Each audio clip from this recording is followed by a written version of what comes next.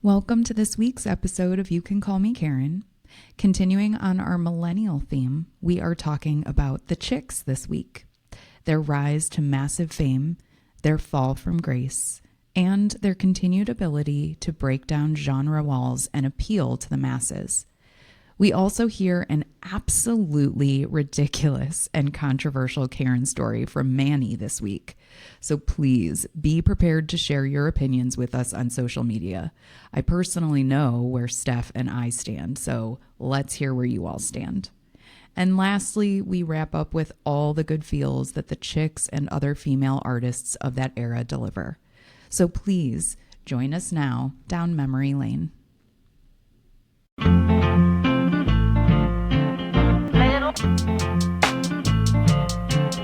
Little box and a green one.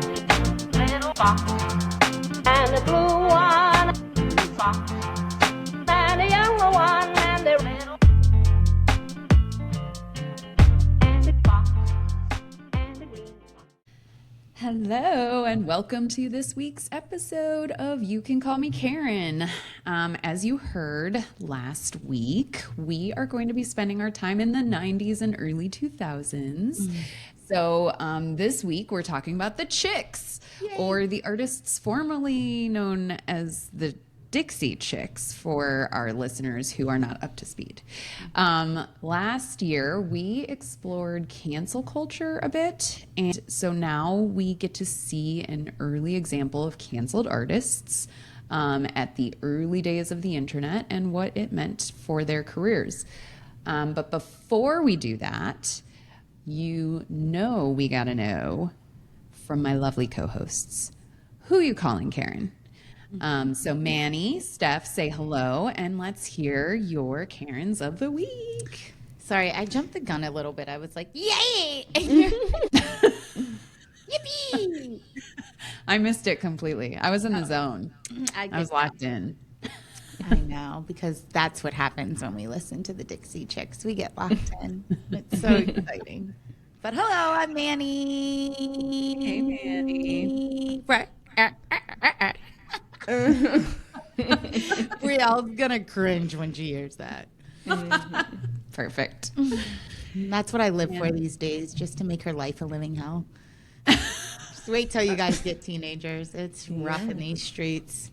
Do you know that song by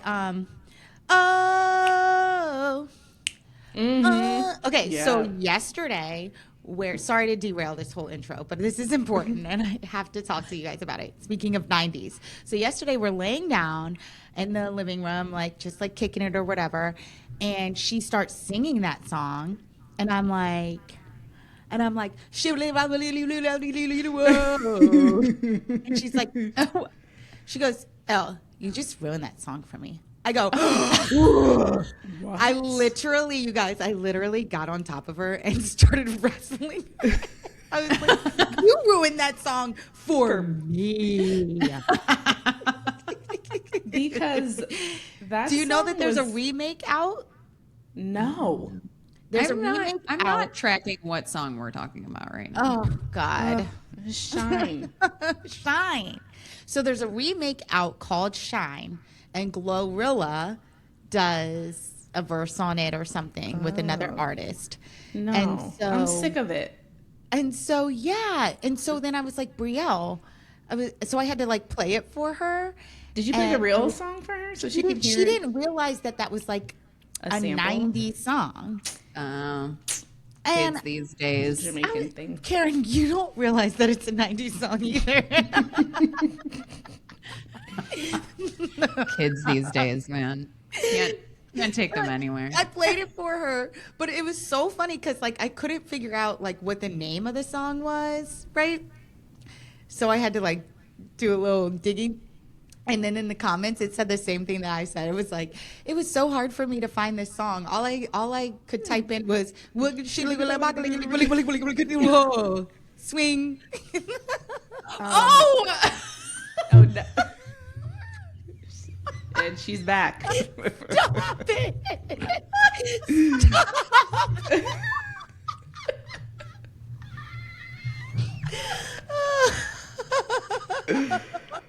Oh my god.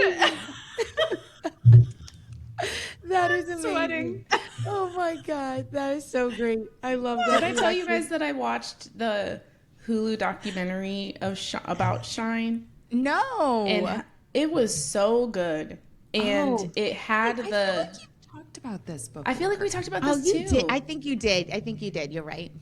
And it had the guy who did the and he was like, he's kind of old now, and he did it like a cappella, and he sounded amazing. Oh. He's a politician, a Belize. Shine is Belize, yeah, from Belize.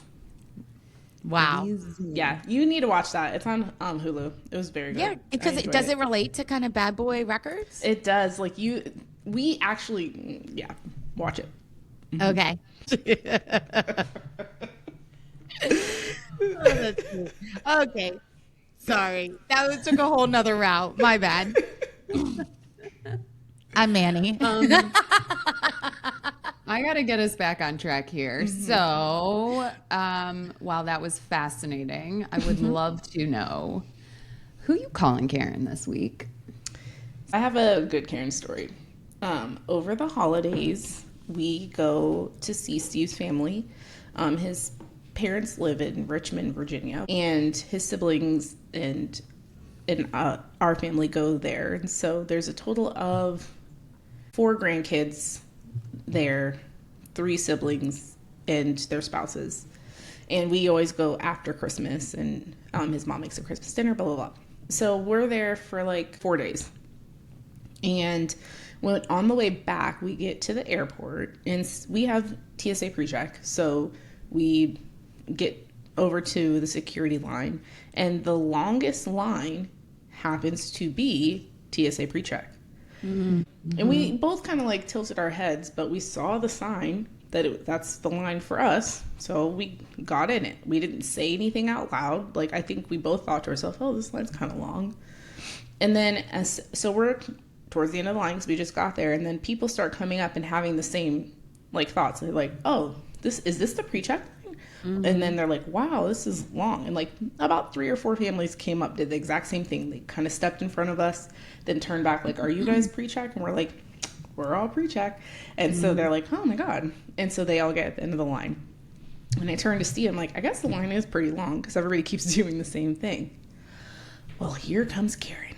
Uh-oh. A Karen lady walks up right up against the sign in front of this long line of people, and she's like, it looks like she's about to just jump in line in front of everybody, and then she's like, is this pre-check? And we're like, yeah, and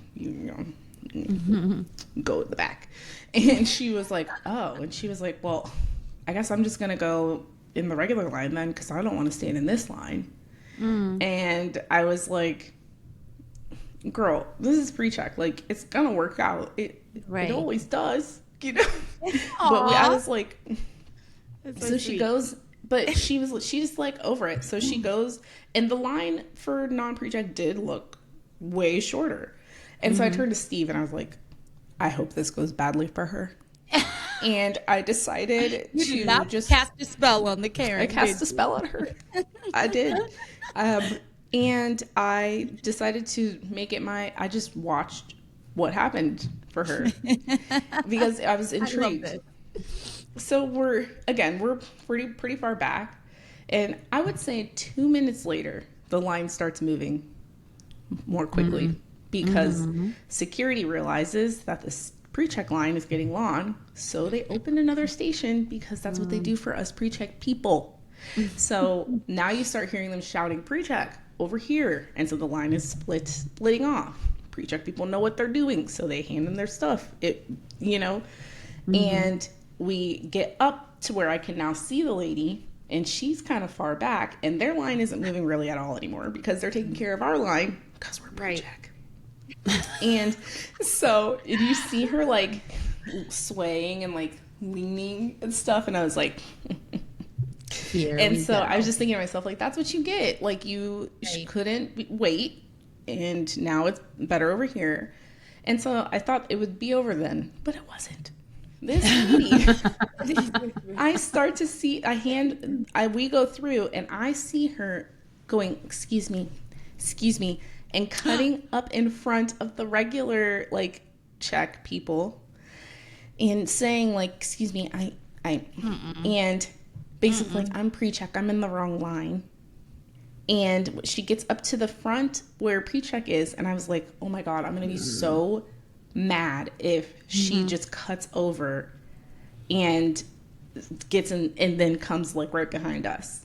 Right. And I missed the exchange because I had to like handle what we were doing, and I look up and I see her heading back to the back of the pre-check line because I think someone must have said like, you're not gonna just slide over here and then go next because your silly self stood in the wrong line.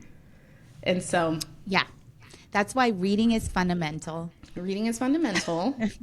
Don't like your boarding pass says pre-check. You stand in the pre-check line, and guess what? It does go a little bit faster. You don't go over in the wrong line and then shimmy your way through and then think that you're going to be next. And all because she didn't feel it.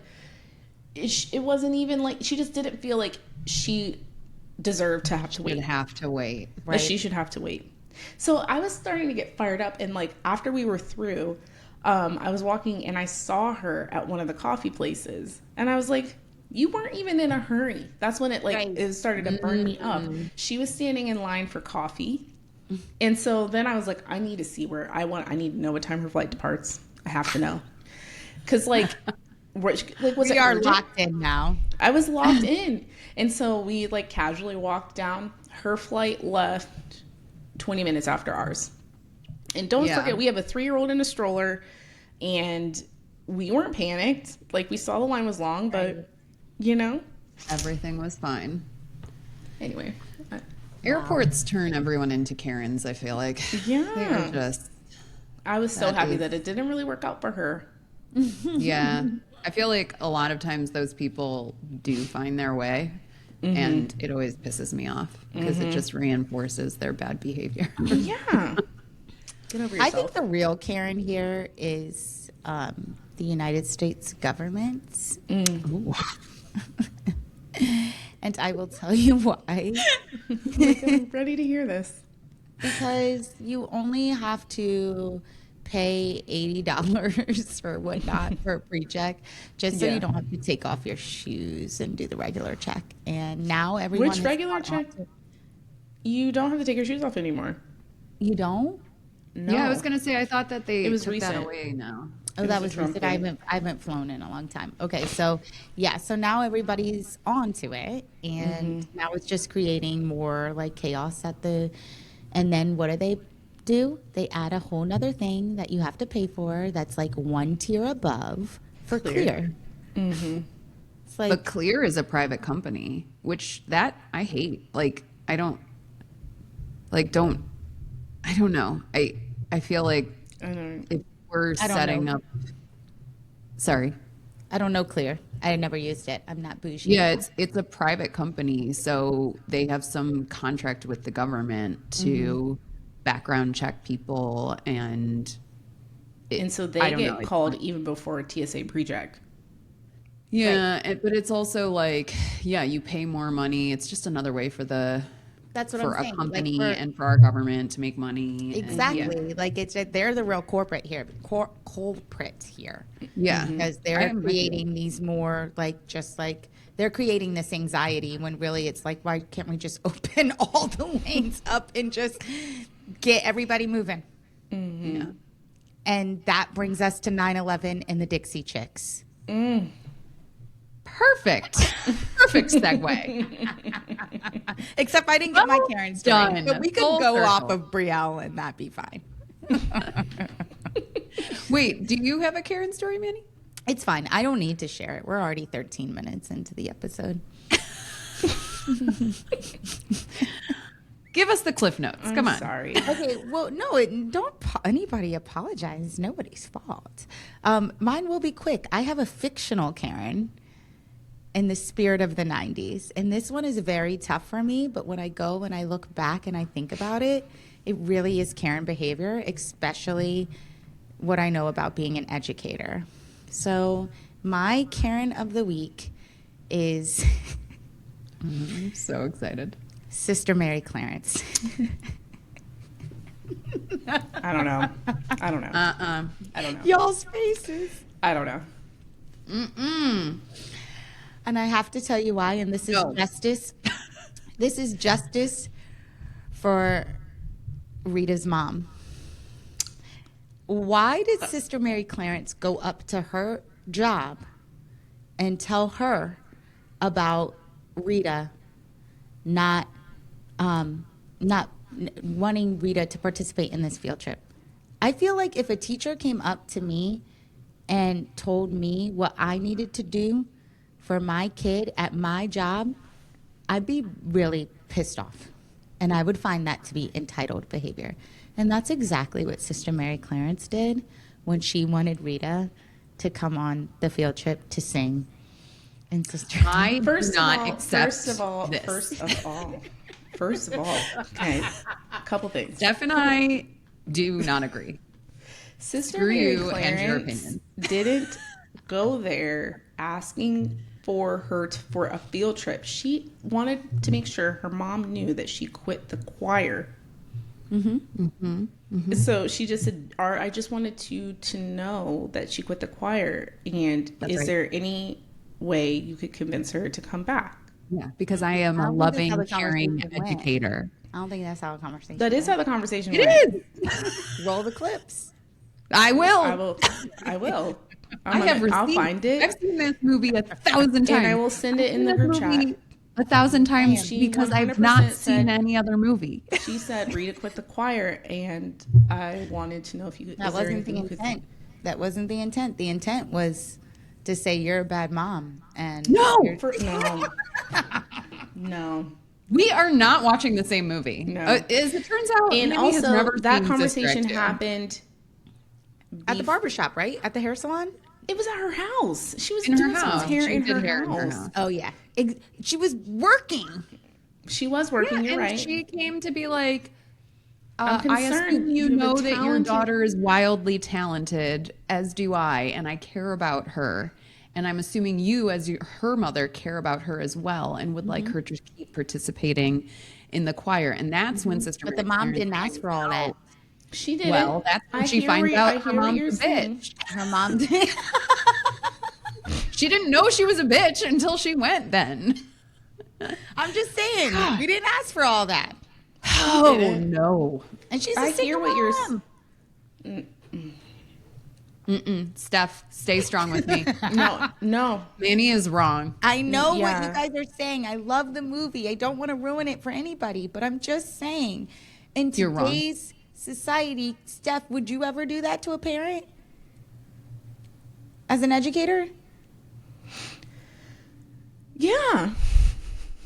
I wouldn't show up at their house, but I would exactly. certainly- But it was a different time then. It was a different there was time. no cell There was no phones cell and text phone. messaging. Yeah, and it wasn't like Yeah. checking There were email. phones, It was like correct? it was it was were a very phones. personal touch to It just was say, a I just movie. want, like, yeah. They needed to show And the I two feel like- characters in the same space. I It feel would like not have too- been effective over the phone. And I feel like, Damn yes, it. and I'm a pick up the phone person. So, like, if a student, is there something going on? I've had to have tough conversations like, hey, I just want to let you know, like, your child cheated on this math test.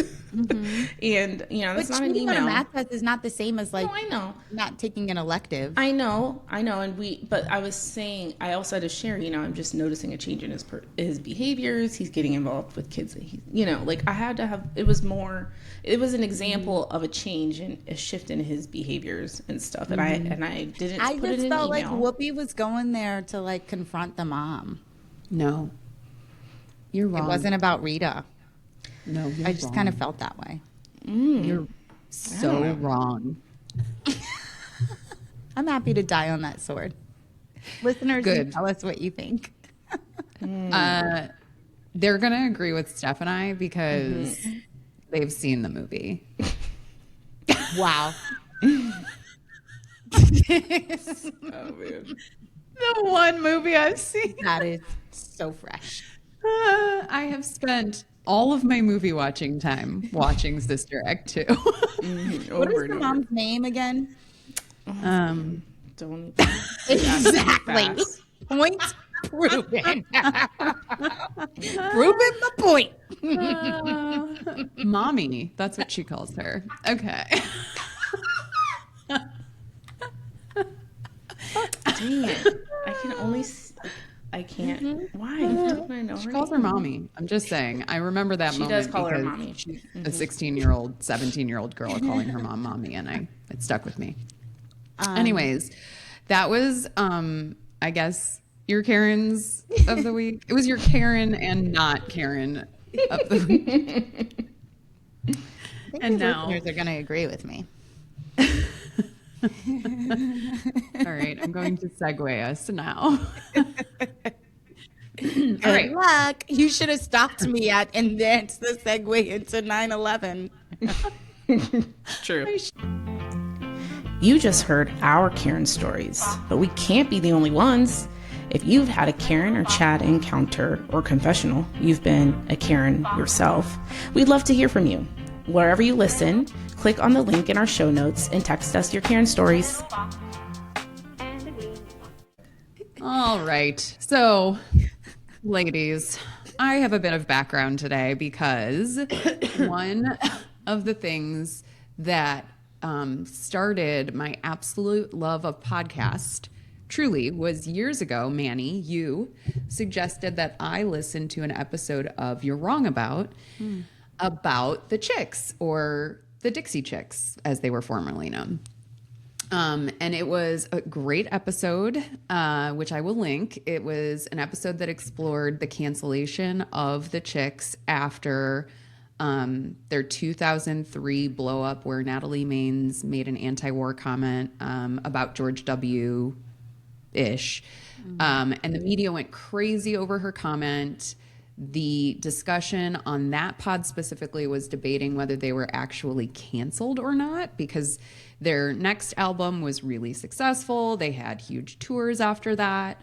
And so it was a really interesting debate. And then this comes full circle when recently, Manny, you shared, I think it was you, shared an Instagram reel of this couple, and I can't remember their names.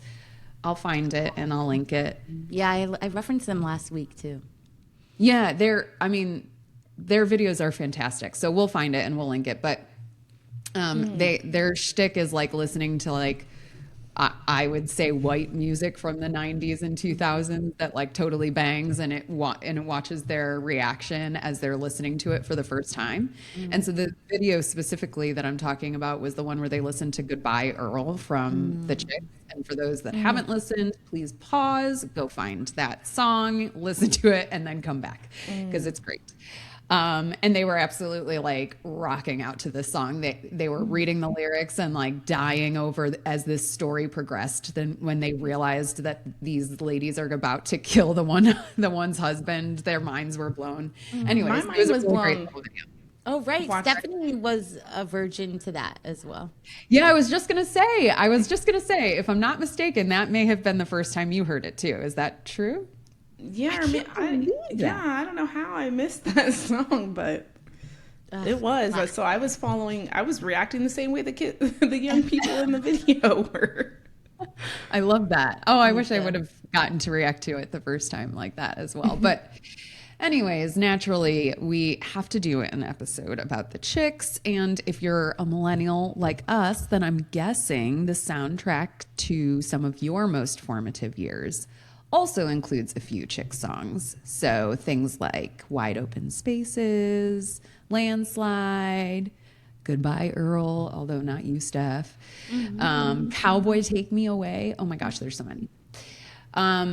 So yeah, I want to dive in a little bit. We will cover a little bit on cancel culture, but then just also about the Chicks in the late 90s and early 2000s and what we were all doing during that time. Okay, so background on the Chicks themselves. It wasn't until their fourth album, actually, that was titled Wide Open Spaces. It was released in January of 98 that they shot to the top of the charts. So before that, they had three albums that were, I think, popular in the more like grassroots country environment, but not on mainstream radio or on any of the charts until that point. Wide Open Spaces, for those that are familiar, include the album title, single Wide Open Spaces, as well as There's Your Trouble, which I think Steph was attempting to sing at the start of this.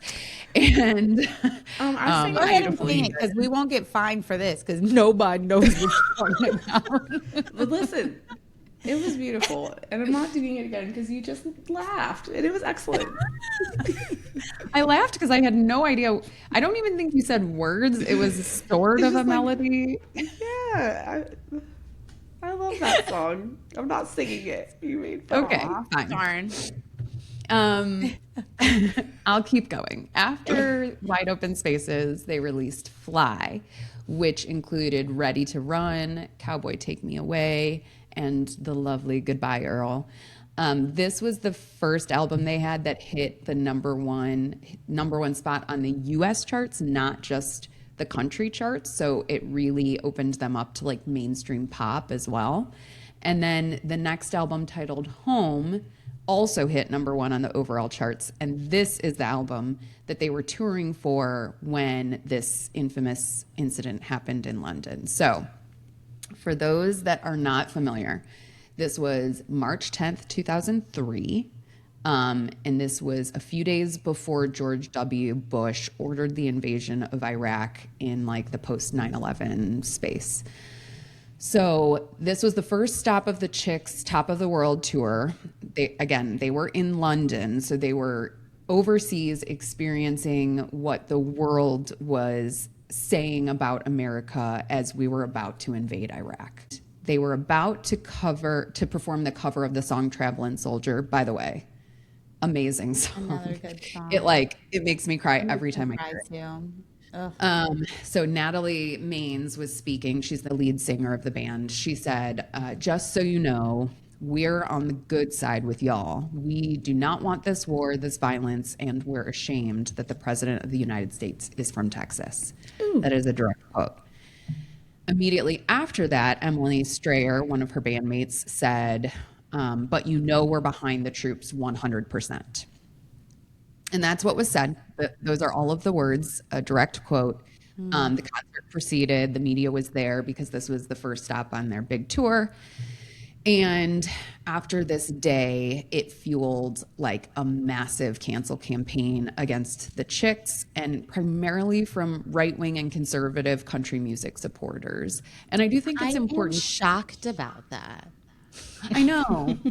Normally, they would be so open to anti-war rhetoric. So surprising. I do think, though, it is important to remember where we were in history, right? So September 11th, 2001, the World Trade Towers came down. There was a lot of, pro-American rhetoric at this time. There was a bunch of country songs leading up to this moment, like Toby Keith's Courtesy of the Red, White, and Blue, The Angry American. There was Daryl Worley's Have You Forgotten? And there was a few about like a similar title, if you will. Anyways, this was all leading up to that time, right? So everyone was very pro-American, almost pro-war, to sound a little bit, I don't know. It was very much that feeling, that sentiment. Nationalist, thank you. That is the word I was searching for. And so this statement by the Chicks, being a very popular country band and happening to be out of the country while making this statement, was a really big contrast to what the rest of particularly the country music space was saying, but even a lot of the country at the time. And so, yeah, the media like latched onto this and lit them up. There were a ton of radio stations that stopped playing their music. There was a documentary that was done, I think a year later, about the band, and I'm going to get the stats wrong. NBC or CBS like refused to play all of the promotion videos associated with it. So there was a very like active campaign to cancel them, which was really one of the first incidents of the cancel culture in the modern era, where we have internet and the ability to really influence these things. All of that said, fast forward to 2006, which was their Taking the Long Way album. It did not perform as well in terms of sales as anticipated, but it still topped the charts. It won 5 Grammys, including Album of the Year. They crushed it. They performed at the Grammys. And then they took a hiatus after the Grammys for, I think, 6 years until 2013. And then in 2020, that is when they changed their names from the Dixie Chicks to the Chicks. So I wanted to kind of decouple the changing of the name from this, anti-war statement that they made, because sometimes those things can get commingled. But I guess first off, I know that's a lot of information. They are a very interesting story, considering that their audience was largely, country music fans, quite conservative in many cases. And so this statement was really bold for them to make, particularly at the moment in time that they made it. And so I'm curious, what are your reactions? Do you remember this happening? Do you remember them being canceled? What were your thoughts about the cancellation? Let me start there.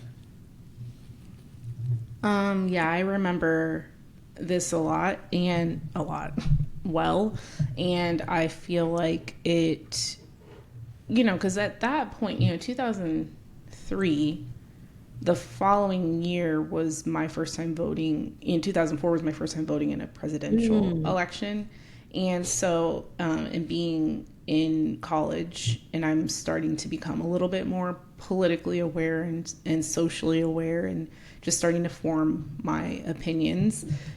Hearing a country group artists say, that they were against the war was like, oh, I don't care what kind of music you play, girl. I'm feeling you. Like, I was like, I just thought that was cool. And, yeah, that's it. I vividly remember. Manny, any early reactions from you? I remember. It's hard though, because I can't remember. Like, I don't know what my memory is like from rewatching it, or what I actually watched live, because I'm that old now. But I have a visual of them being on stage and this happening. And then what was the question?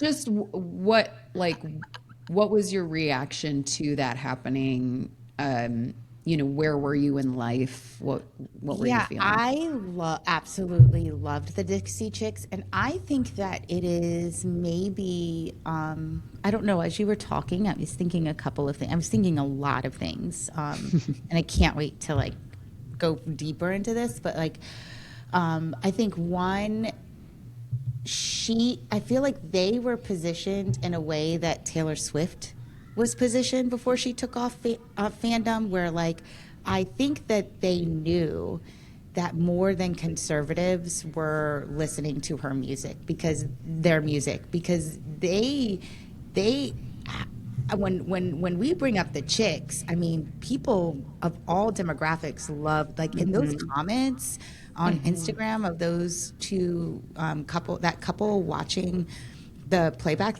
that's it's a plethora of people who are invested in their music. So I wonder what the music industry knew about their trajectory, and what they were trying to do, and if where they were trying to have them go as musical artists. And then when that comment was made, how much they kind of tampered with it to make them, I don't know. I'm feeling kind of cynical about that,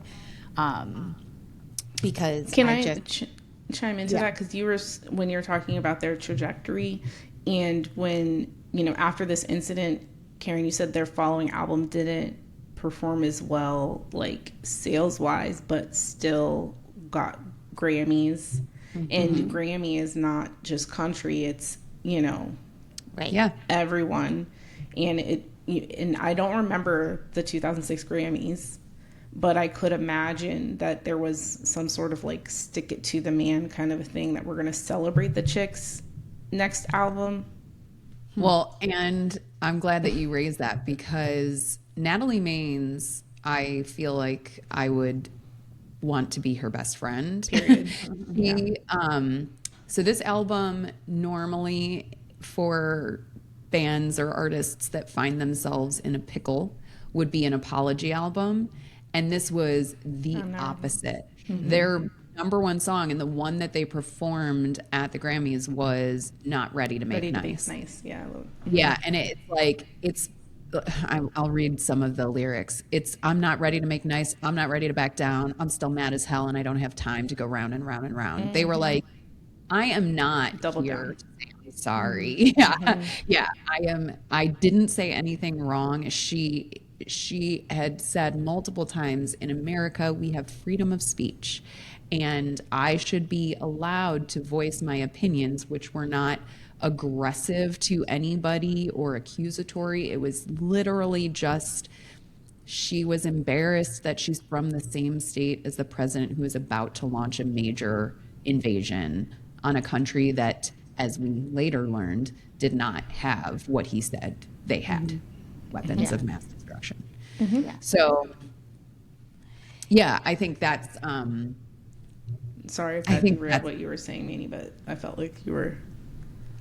Yeah, no, that just added a little bit more flavor to it. I was also going to say that it was my when we're talking about like our personal reactions of it, I feel like this came shortly after the cancellation of Lauryn Hill, and I just went to go like Google it and get this. A caller to the Howard Stern show claimed Lauryn Hill of the Fugees made anti-white statements during an MTV interview to the effect of proclaiming she'd rather see her child starve than have a white kid buy her album in 1996. I didn't even realize. Yes, that's what just came up in a quick Google search. So That was in 96?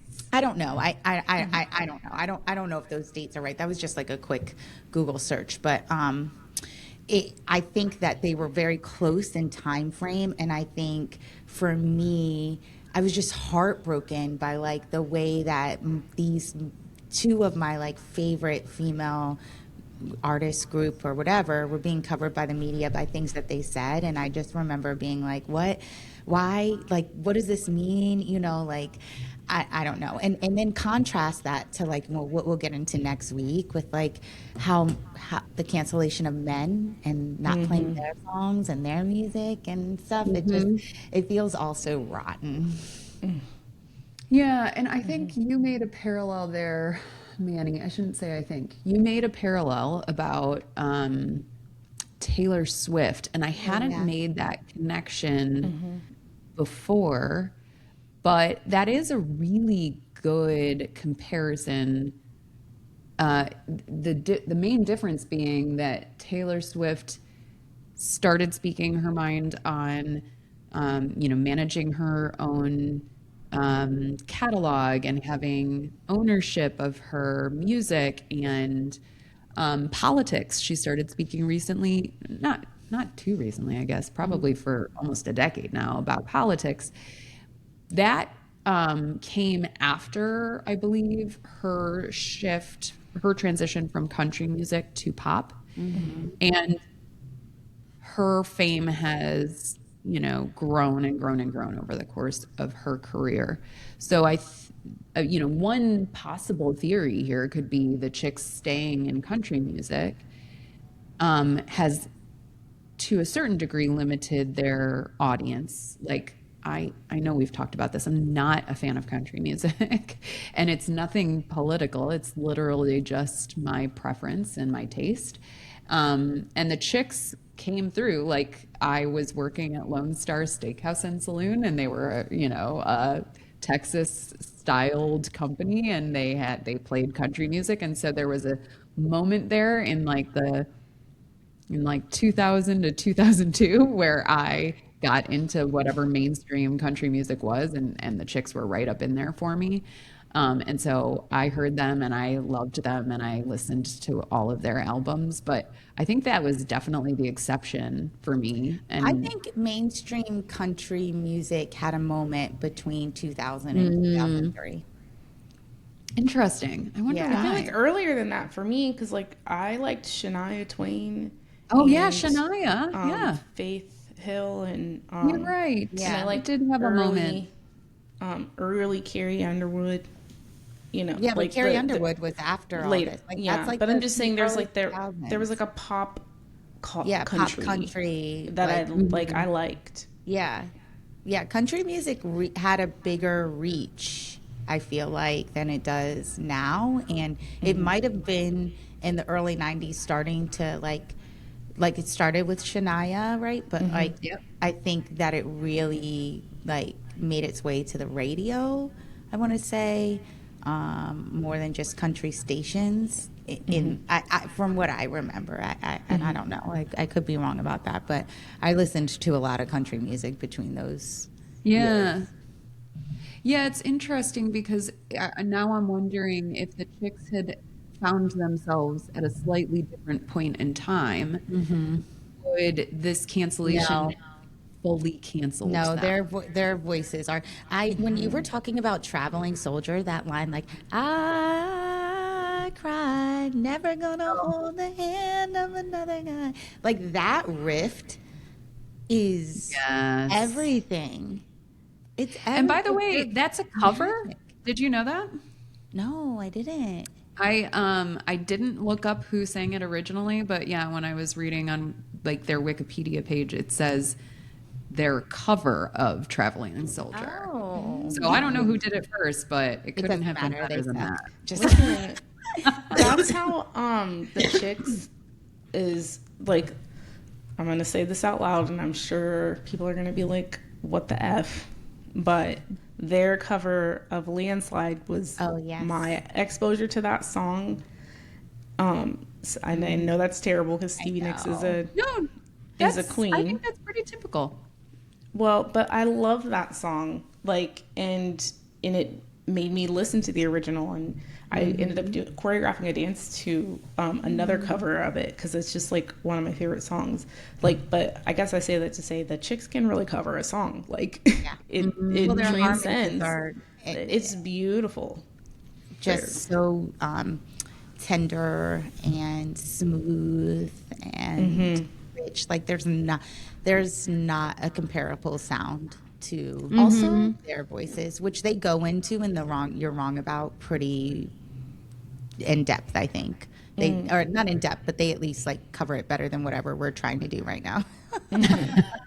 Also, I feel like I man, keep you know seeing, that. I've been seeing a lot of like threads and memes, and it's like the question is, who are some white people that black people don't play about? And I Yeah. feel like the Chicks need to be added to that list. I think they like, could. Oh, who are the other ones? I'm dying to know. oh man, Betty White Putting you on the spot. Betty White. is Oh, one. I can't remember some of the other ones, but that one's a popular one. Yeah. Celine Dion. Oh, There's like a list of, yeah, it's funny. that's good. That's good. I do like that. We'll need to explore that in a little more detail. Yeah, and I think, the other thing as I was reading through the chain of events surrounding the Chicks is this one, like when they were canceled, I feel like it kind of went over my head because I wasn't watching or following conservative or right-wing media at that time. And so I didn't realize how pervasive this like cancellation of the Chicks was. The things that I did get were the terrible commentary about like Natalie Maines being fat and stuff like that. Like, or women singers need to sing and not speak. And just like terrible commentary like that was so common in that era of like, you mean nothing unless you sit down and shut up and you're pretty. And so there was one comedian, one of those like Jeff Foxworthy, one of Ugh, those comedians that made a that's being comment about. generous, calling him a comedian. I mean, like Jeff Foxworthy was like I a know, big. but he's not funny. Okay, well, that's a conversation for another day. But they did that group, of like the Jeff Foxworthy country guys who are comedians, and one of those guys, and I'm sorry, I'm totally blanking on all of their names right now, but it was like he was like a heavy set. His shtick was like very blue collar, very like hillbilly. Like he just like leaned into that mold. And he was the one who was making comments about Natalie Maines being fat, which was just appalling. Like that is, I mean, first of all, she's not. Right. Like, let's just say that outright. And what does anything about her body have to do with her beautiful voice and talent and her personal opinion? And so they just like raked her over the coals, of like they attacked her character, they attacked her, physical appearance, her intellect. She had to hire all these like personal bodyguards and security and have her house under security 24/7 in order to like feel safe. She has children, like there was just so many implications by one statement that was made that was by all means very benign. Literally, she didn't say the president's name. And widely held. Like many people agreed with what she said. Yeah. Exactly. Yeah, it was just so sad. And I think that, I mean, again, this goes back to the patriarchy, but I think if a male had said it, it would have sparked a debate. And I know Well, a that's male did say it. hypothetical. A male did say it. Kanye said George Bush does not like black people. Right. That was after Katrina. However, After Katrina. like if a white country musician had said Well, I'm just it. saying we do have a contemporary statement being made live on TV that Yeah. sparked controversy but didn't cancel it. Like it didn't, and I'm also thinking here about like our definition of criminality in this country and how the gatekeeping of criminality, of like how many chances actual criminal behavior gets given to men before they get canceled as opposed to women. And that is just ridiculous to me that like we have this evidence of, again, we'll get into it next week, but like even like with we'll just say it with like P Diddy and like actually getting charged with like having possession of guns and stuff like that, and like how many opportunities, how many times the charges are actually made, and yet the industry will still play their music on the radio station. Chris Brown, we saw Chris Brown literally beat the shit out of Rihanna, and his music still gets played. He still gets to book stadiums, sold out like arenas, and like And the first words out of people's mouth, if you bring that up, are like, well, she hit him too. Like they're immediately jumping to his defense. It's like, right. What? And that Like, is what kind of literally, argument is that? it just the juxtaposition of actual literal criminal behavior versus our nationalist belief that we are superior to other countries is wild to me. It's I can't. That's like where we are, I think, now when we like look back at these moments in history of like what were we actually agreeing to with the United States government when we like beyond like the stuff with the other country that we know they didn't have weapons of mass destruction. What psychologically were we agreeing to? What contract were we agreeing to when we went to war with these other countries that says we are superior to other people? And it's all these little subtle things that we do and we go along with, that we don't protest, that make that convince us that these nonviolent behaviors or these nonviolent beliefs are actually okay, when really they're like completely dangerous and like brainwashing and just cause so much harm. They distract us from the real actual like criminality that's happening in front of us. Right. Well, it's super interesting that you went there, because just pause for a moment, because I'm pulling up something that I think, Steph, you just sent. From Threads, it said low-rise jeans, starvation skinny, and an unconstitutional war for oil. Early 2000s nostalgia is out of control. And like, for our listeners, we literally just, went into Venezuela and stole their president. And it's kind of it's wild parallels. I think there's almost something, this is going to sound so messed up, but Stockholm syndrome-y. But there's almost something comforting about the fact that, like, actually what's happening today is not that crazy because it's happened before. Like, sometimes I feel very doomsday about the current leader, though, being kidnapped. Sorry? Mine is the leader being kidnapped, but it's all just, I mean, what is happening? But then also you reflect on these times where, we just invaded a country that had nothing to do with 9/11 in the name of 9/11, which at the time we all accepted because 9/11, I don't know. Because we saw, I think it's because we saw the people. There were so many families in New York that were on our home devastated turf by it, right? Like, it was the first time that we were invaded, and so we were vulnerable to that, which makes sense. But in comparison to what we do to other countries, doesn't make sense. No, it doesn't make sense when you think about it. So it's just, I don't know. And I think there was something else there that I was like thinking about with it made me think about Beyonce and her not being nominated as a country artist, and just how conservative, this is what makes me not want to listen to country music anymore, is these kind of reactions to women artists making beautiful music, and the way that white conservatives will never, I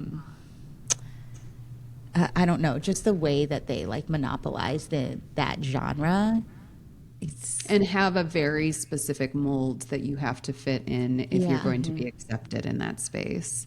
And I think for me with the Chicks, the thing that I love so much is that they continue to this day to not accept that. They are consistent in the style of music that they play. They are wildly talented. And they are consistent in their, political views and their standpoint, their point of view, and they won't shut up, even though, the conservative media would love if they did. So I think that No, they would love for them to speak. They just want it to be about being pro-America.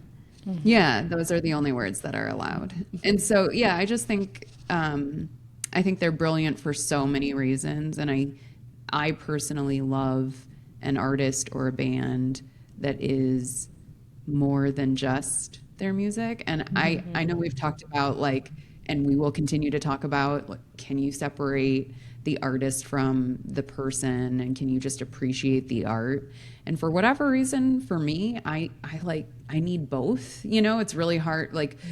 Listening to R. Kelly now is just totally tainted for me, and that sucks, but that's kind of part of who I am. And so the combo of the Chicks being all things to me is so lovely. When I think of them, it makes me happy because I feel like they're living it.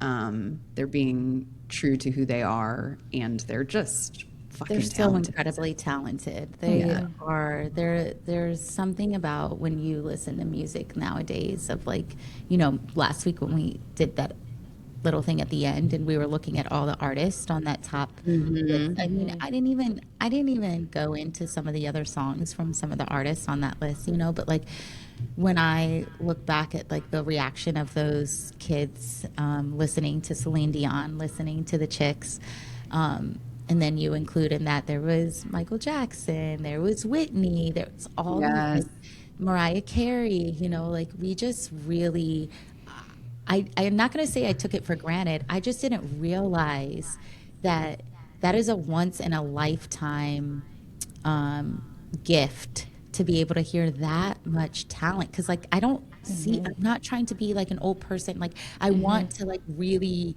appreciate the youth in their musical taste and stuff, but like they're like going back to how we started this episode with Shine, like they can't channel it the way that it was channeled in the 90s. And you know, we have to question why that is. You know, why aren't we able to access that kind of power and talent and gifts anymore? And there's no I have time. theories about that, but you know, we don't have time for that on this podcast. But I just think now that I get to look back and reflect on it and reminisce on it, wow, how amazing that those artists shaped our perspective, our lives, our formative years. I feel so grateful, actually. I think Was that we, yummy? yeah, I think we end there. I love that. Before we wrap, any confessionals from the two of you? At the beginning, just when you were like reading through the albums that they've released and their song titles, like I did get lots of warm fuzzy feelings. Like, and I feel like when I think about the Chicks, I feel like I was like, I thought going into it, I'm not afraid. I'm sorry, I'm kind of bumbling over myself, but I know that their political views align with mine. And so I thought maybe I got into the Chicks because of their political views, but really I liked their music. Yeah, I did. their music bangs. Their music bangs. Like when I was reading that list and I was like, oh, ready to run. Like, I'm like, I liked them. Like, period. They're just talented. They made good music that transcended. And because I too was not really into country music, but something about their voices and the way that they sing has soul to it, and it makes you feel connected. So again, I think that they should absolutely be added to the list of white people that black people just don't play about. We don't play about the Chicks. I think we should wrap each episode with that. What'd you say? I'm sorry. I said I think we should wrap each episode with that, like just a white person. There's not many. People We don't play won't about. make it to the end of this It wasn't. season. It's not a long list. We can't. It's them and them. Okay, fine. So I have sort of a sentimental confession.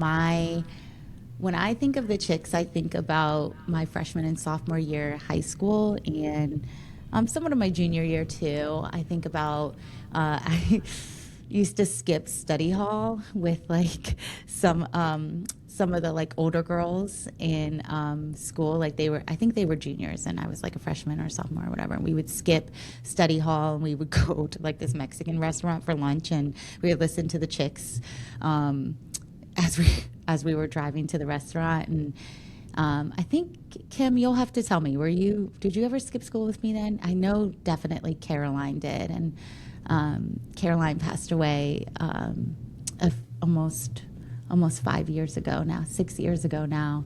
So I always think of Caroline. When I hear the Chicks, I always think of Wide Open Spaces. She just brings me so much comfort I just think of her spirit. When I hear her music, when I hear that music, I think of her. I think of Tara, and we used to love like Goodbye Earl. We watched Thelma and Louise, where they go over the cliff. So like we always have been like tight like that, like fuck the man, you know. And so like, Goodbye Earl, when that came out, like that was like our thing, like fuck these dudes, you know. So I just get very sentimental when I hear about them. It just makes me think of friendships, and it makes me think of leaving and graduating high school, because I used to always substitute Wide Open Spaces, where it's like that part where it's like I remember listening to this on repeat for 7 hours when I was leaving in the back seat of my parents' car, leaving Maryland and going to Ohio State for the first time, getting dropped off at school. I remember listening to Wide Open Spaces on repeat. And there's this part where they're like, she knows the highest stakes. She knows the highest stakes. And I would substitute it for, she knows Ohio State. Oh my God, I love that. So yeah, I'm very sentimental about the Chicks. I love they're that. very sweet. Yeah, they hold a very sweet spot in my heart for sure. It's so funny how I think I can speak for all of us when I say we are not the biggest country music fans, but I feel like between the Chicks and Shania Twain, I have a lot of memories that are like intertwined with those ladies. And so it's just kind of funny to me to reflect on that. But Yeah. anyways, loved chatting about the Chicks today. Love that we can keep the theme on cancel culture and the patriarchy and all of that, but do it in a way that brings me much more joy than in the past. And really excited to continue our millennial adventures next week. So please look for us on social media and comment your favorite Chicks memories. And we'll see you all very soon. Hey, bitches. That's a wrap on another episode of You Can Call Me Karen. If you liked what you heard or didn't, go to our show page and leave a review. Just know we will call you out. And if, unlike my two co-hosts, you find yourself scrolling endlessly on TikTok, follow us at You Can Call Me Karen. And if you're still living in the 20th century like a boomer, don't worry. You can find us on Instagram and YouTube at You Can Call Me Karen _pod. We love you for listening. And they're all made out of ticky-tacky, and they all look just the same.